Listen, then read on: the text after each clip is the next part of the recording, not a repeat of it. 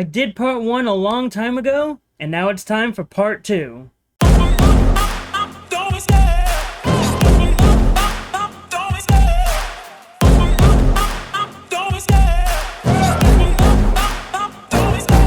love the chase and the hunt, and I set the pace when I'm running. I always take what I want and I always give it 100. Don't need a bank, no I'm funded. Play the game like it's nothing. I'm always thankful for something. Don't take for granted, stay humble. Now wake up! It's time to look at the enemy. Look in the mirror. Hello everyone and welcome back to the MrEliMac channel. I'm your host, MrEliMac, and today I have a new pitch this video for you. It's actually the second part of a video that I did a while back that I was never expecting to do a part 2 for. In fact, I never thought I would do a continuation of that. I only thought I'd be able to get the first 5 seasons of that video up, and now I'm sort of continuing that now. And if you're wondering what it is, it's quite simply I am doing a part 2 to the Batman the Series video. That was very much me doing a pitch on a Batman series, but it was only the first 5 seasons because at the time I'd only had an idea for the first 5, but I wanted it to be 10 seasons, and so seasons 6, 7, 8, 9, and 10 were sort of up in the air. The only things that were concrete about the second half of the show was that Robin and Batgirl would have been introduced, and that was sort of the only thing I had fully planned out. But because of a comment on the part 1 video, let me actually go look for the comment who left it. The commenter was the Armchair Gamer 2668. He sort of gave, or they actually, I don't want to assume anything, they gave ideas for what the second half of the show could look like, and they gave their suggestions, and then seeing their suggestions sort of gave me ideas and sort of got my brain working. And so now I have worked on it for a bit, and now I have it on a little notebook over here. Some of the ideas that they gave are sort of inspirations on this, but also I have my own thoughts on what I'm gonna do with the second half of Batman the series. But before I actually get into the idea, please make sure to hit the like button and subscribe to the channel. That way you can be up to date with all the videos I have here on the channel. Also, don't forget to hit the notification bell. That way you can be notified whenever a new video like this comes your way. And so let's go ahead and get into season 6 of Batman the series, which again we left off of season 5, which was inspired by the Long Halloween. Joker was in that sort of as one of the recurring antagonists, but that was also the one where Two-Face was sort of the major antagonist, you know, Harvey Dent and all that. And now we're going into the second half, or the second half of the series with season 6, which is going to be heavily inspired by Batman Dark Victory and Robin Year One. Season 6 is when we're going to get the introduction of Dick Grayson as Robin in this show. The character of Dick Grayson will probably be about 15 years old. That way it could be a little bit believable that Batman would be willing to let this child go out. Like as a teenager, sort of when you're a teenager, I believe a lot of grown-ups think that, oh no, you can go ahead and do that thing, you'll be fine, go ahead, do it. That's sort of the area. I don't know how accurate my little assessment is, but that's sort of the age span where grown-ups are a little bit more willing to let you do all that stuff, and so that's sort of what we're doing here. And so the first episode of season 6 will very much be the death of the Graysons and Bruce taking in Dick, and sort of episode 3 is when Dick Grayson would discover that Bruce Wayne is Batman, because, you know, like, it's sure you can do an entire season of just Dick Grayson not knowing, but I think it would be a lot easier just to get it out of the way. And then by episode 5, that's when Dick decides to start going out on his own. Like, he would be training with Bruce in, like, episodes 4 and 5, and so, like, episode 5 is very much when he starts trying to go out on his own without Bruce knowing. Oh, and also the reason why episode 3 is the episode that Bruce sort of gets revealed as Batman is because in episode 3, that's when we just handle the Tony Zuko storyline, the person that killed Dick's parents. So we just resolve the Tony Zuko plot in the first 3 episodes. But Tony Zuko is still working for someone. He is not working alone. He's actually working for our main antagonist. And the main antagonist, and I know this sounds like my Batman movie pitch now that I'm saying it out loud and just now realized it, But the main antagonist of this season would be Black Mask. Roman Sionis would be the main antagonist of Batman Season 6. And I really wanted the idea of sort of, sure, the first 5 seasons are the traditional mobsters, but I wanted to have one extra season of, look, the mobsters are still trying, or a mobster is still trying to take over the Gotham criminal underworld, and it's just now he's doing it differently, where instead of just being out there and known of being a mobster, he's wearing a mask. He's trying to do what Batman is doing and wear a mask to be the mobster, and sort of that's him trying to use the superstitious and cowardly lot of criminals that Batman does and just using it to funnel his criminal empire. But also, and this is where we get into the B plot of sort of what Robin is trying to do, is that Black Mask is also having someone work for him to try to kidnap the children of some of the most influential people in Gotham, and that's where we get Mad Hatter. Mad Hatter would be sort of the secondary antagonist for this story, which is mainly focusing on Robin's storyline. That's sort of the idea that I had going into it, being heavily inspired by Robin Year One. And I think that was like the first issue of Robin Year One, where Robin goes out and takes down Mad Hatter. He's just noticing like, oh, there's a lot of kids getting abducted, there's a trend, and I'm gonna follow that. Whereas Bruce Wayne right now is trying to focus on fully taking out the Mafia. And we're also getting instances to the hints of the moments of Dark Victory, whereas there's a hangman killer, a lot of cops are getting killed, Flash, Loeb, the former Commissioner Grogan, probably. I think I would have him die in like episode 7 of the season. That way, by the end of season 6, we could start getting Commissioner Gordon being a major character. Like, by that time, we can get James Gordon to become Commissioner Gordon by the end of season 6. But ultimately, it's very much Bruce Wayne and Dick Grayson going after Black Mask and Mad Hatter, and at the end of it all, Robin or Dick Grayson is able to take down Mad Hatter by himself, and Bruce Wayne or Batman is able to take down Black Mask. Everyone's able to realize that Roman Sionis is Black Mask, and that's sort of the story that we get with that. And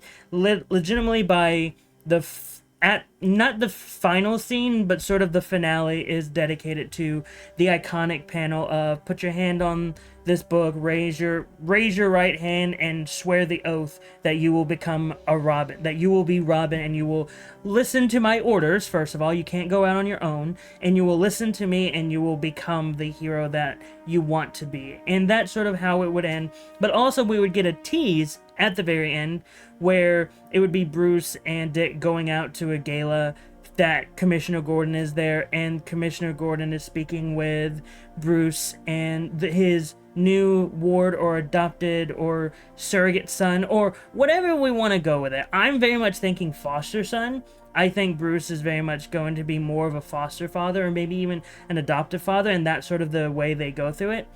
But very much it's Commissioner Gordon says, oh, I see you have a son now.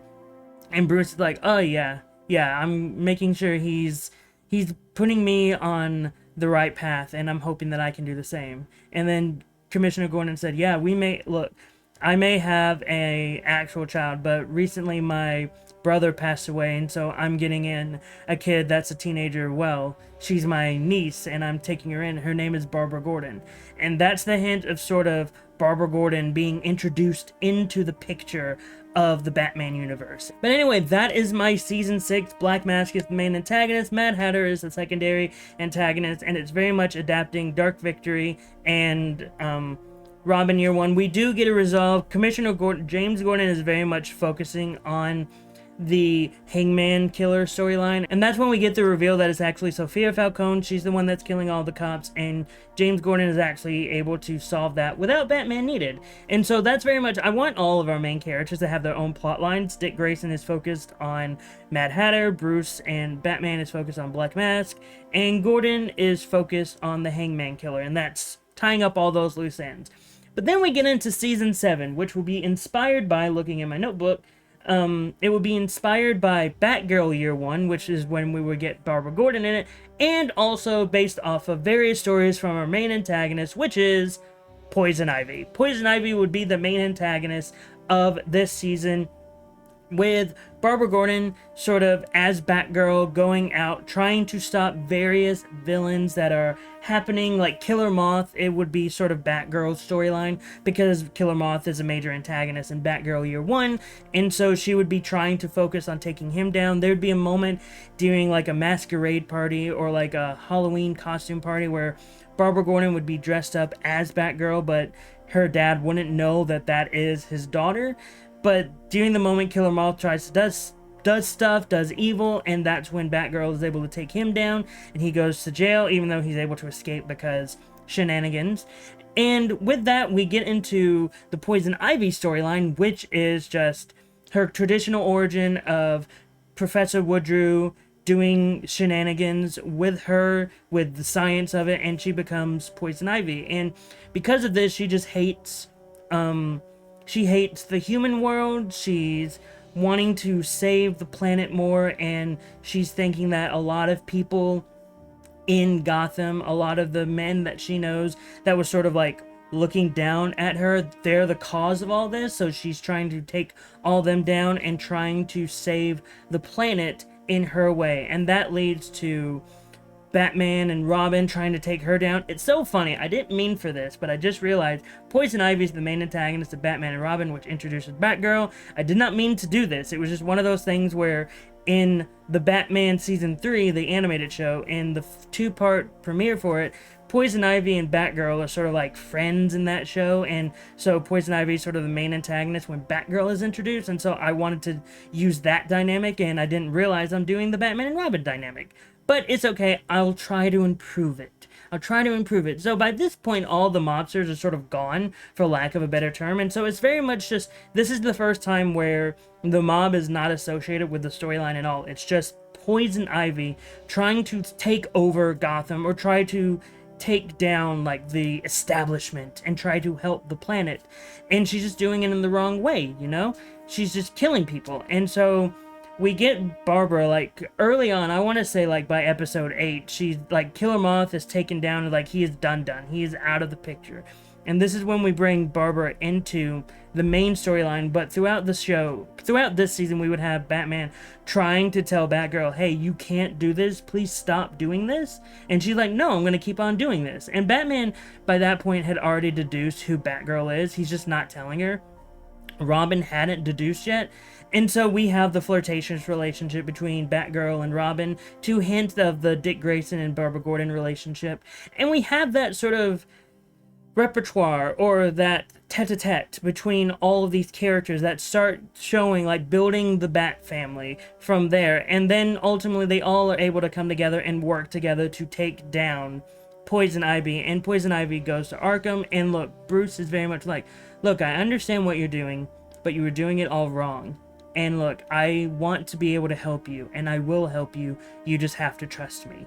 And Poison Ivy is hesitantly trusting him because, again, Batman's not a bad guy. He wants to do what's right, and so he's thinking this is a way to help Poison Ivy. And Batgirl reveals that she is Barbara Gordon, and Robin is like, what? What? You're the commissioner's daughter? And Bruce is like, I already knew. And so we get an iconic shot of all of them on, like, a building, just looking over Gotham, and the Bat family is basically fully established. And then we move on to, and that's the end of season 8. I keep on forgetting, or that's the end of season 7. Keep on forgetting to mention that little part.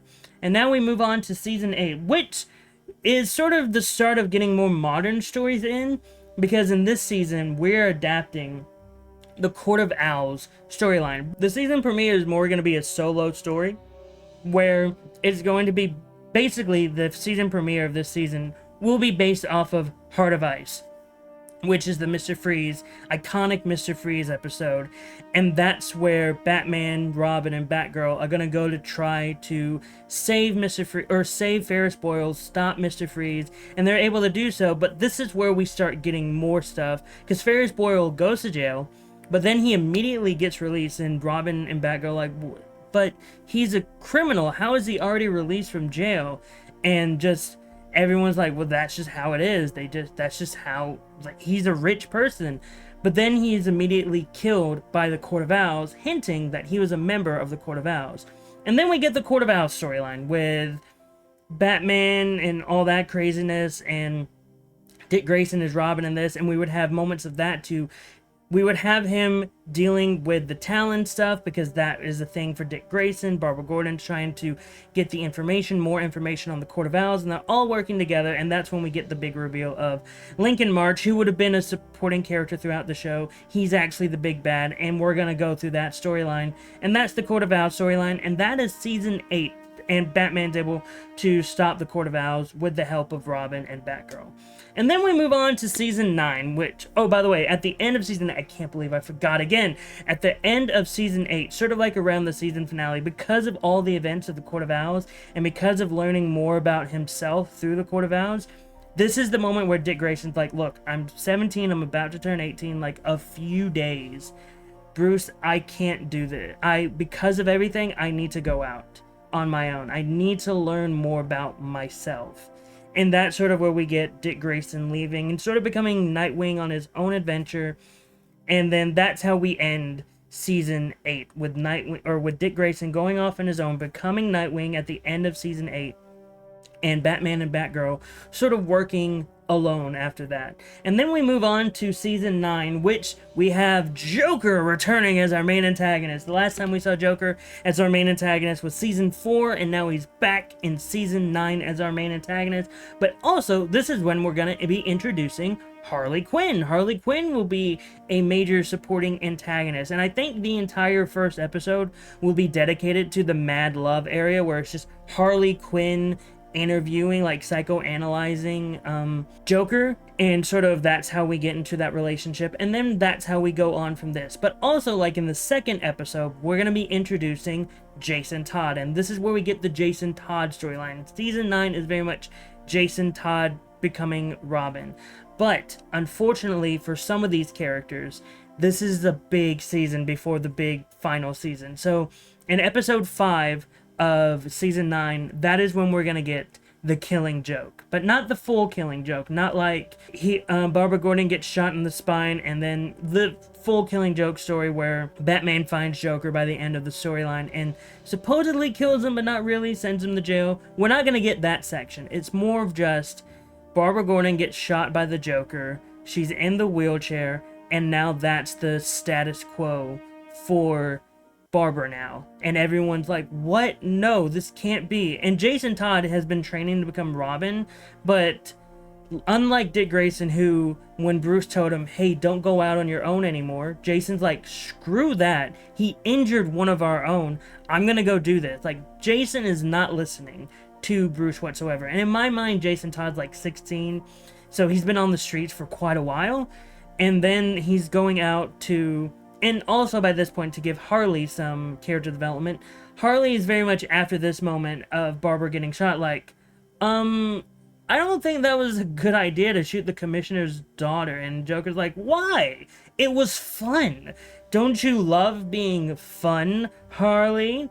And so sort of getting that, already hinting that Harley's not fully invested as she thought with the Joker as she originally thought.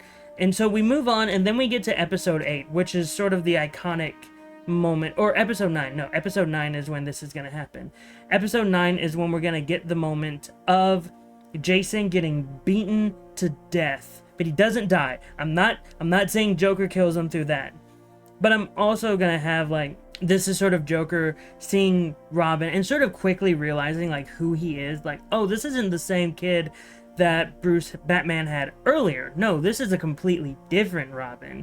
And sort of when he sees him, like, he's able to follow Joker. I'm just having this little thing. Joker's good at investigating as well, so he sees who he really is, and he's like, oh, I know who that little brat is. And that's when we find Jason's mother, we bring her into the storyline, and we get the iconic moment in the warehouse of Joker beating Jason near death, and then him leaving a bomb, and then blowing the warehouse up and killing Jason Todd and his mother.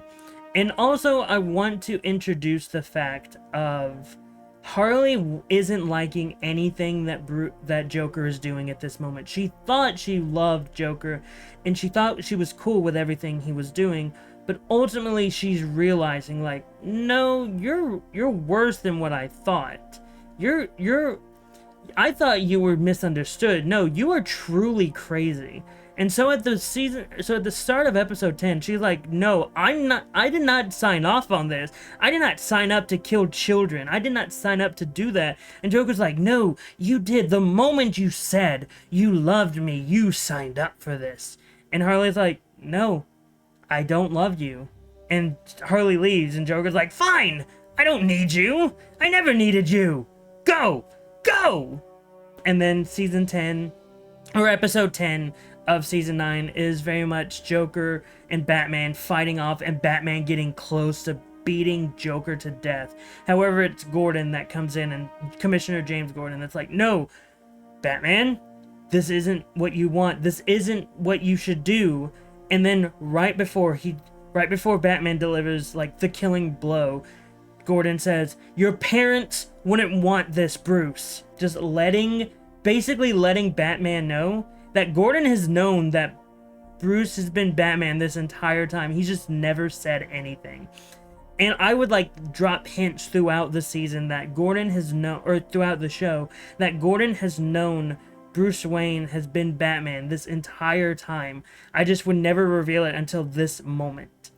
And sort of with that is Bruce stopping himself from killing the Joker. Just leaving the Joker up for Gordon, and Gordon arrests Joker, and just before Gordon can say anything to Bruce, he just leaves.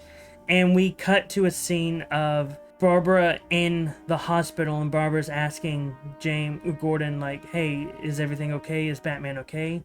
And he's like, yeah, he's gonna be fine. Hopefully. And so then we cut to the funeral of Jason Todd, where it's just Barbara in a wheelchair, James, and Alfred. Bruce isn't even there, but he's just watching from a distance in his bat suit.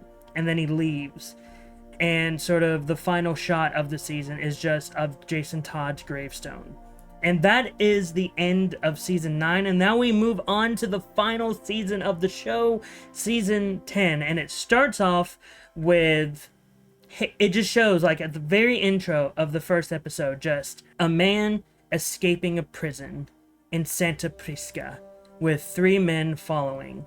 And very much Bane is going to be one of the lead antagonists of this season. Bane is very important to this season.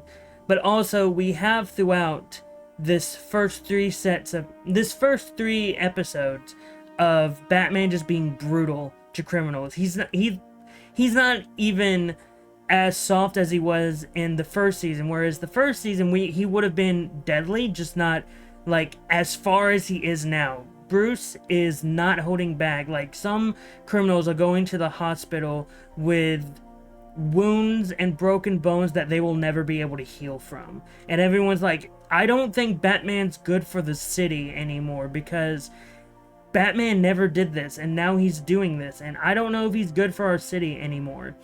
But that's when we get the introduction of Tim Drake, where Tim Drake is like, there's something wrong here.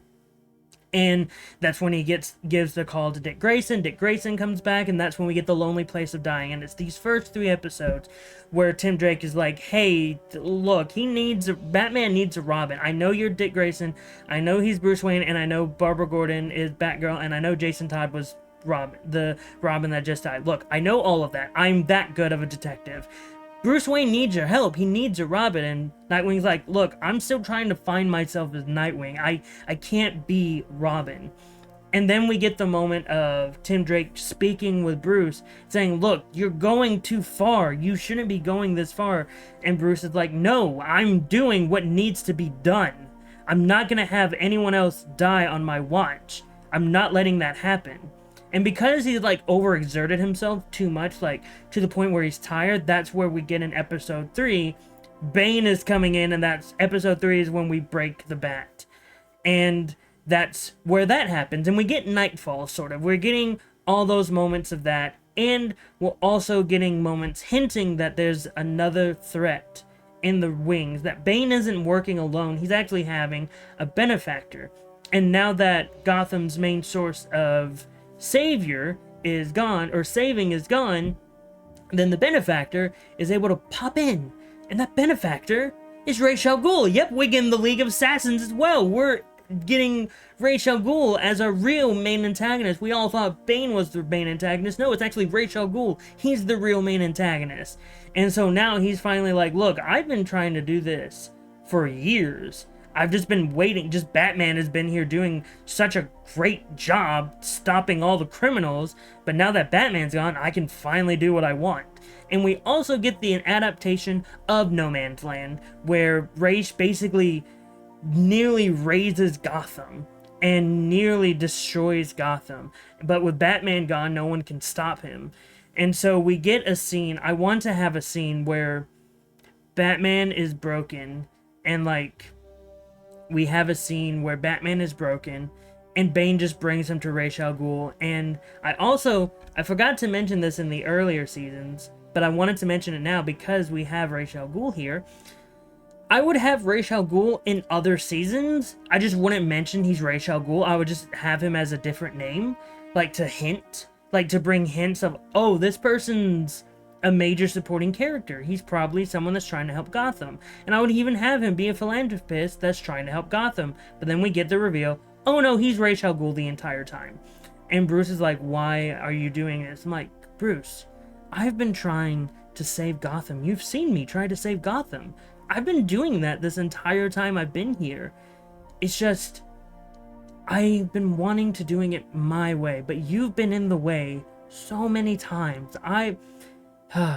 Bruce, I hope you realize what I'm doing is what's best for Gotham.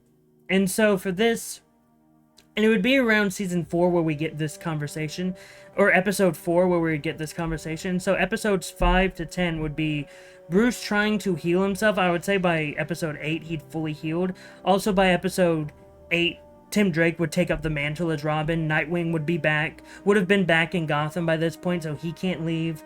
We would get the introduction of Cassandra Cain and Stephanie Brown, Cassandra being Batgirl, and Stephanie Brown being like, spoiler, Clue Master would be an antagonist that would be around. This would also be the death of Sarah Essen.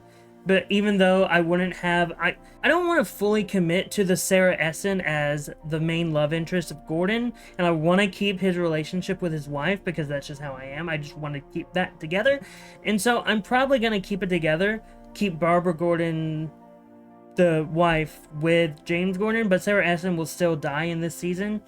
And yeah, so once Batman is fully healed with his new team of Bat Family, spoiler, new Batgirl, new Robin, Nightwing, and Barbara as Oracle, like making sure everyone's coordinated, they're able to stop the League of Assassins, they're able to stop Bane, they're able to save the day. And that's sort of how season 10 would end, with this new team of the Bat Family, with this Bat Family together, and Bruce realizing that he doesn't need to save Gotham alone anymore. He has a team now. He has a support system. And that's sort of how I want to end the show, where we started the show where he was by himself, not really with a support system, but now the final shot of this Batman show is Batman with a support system.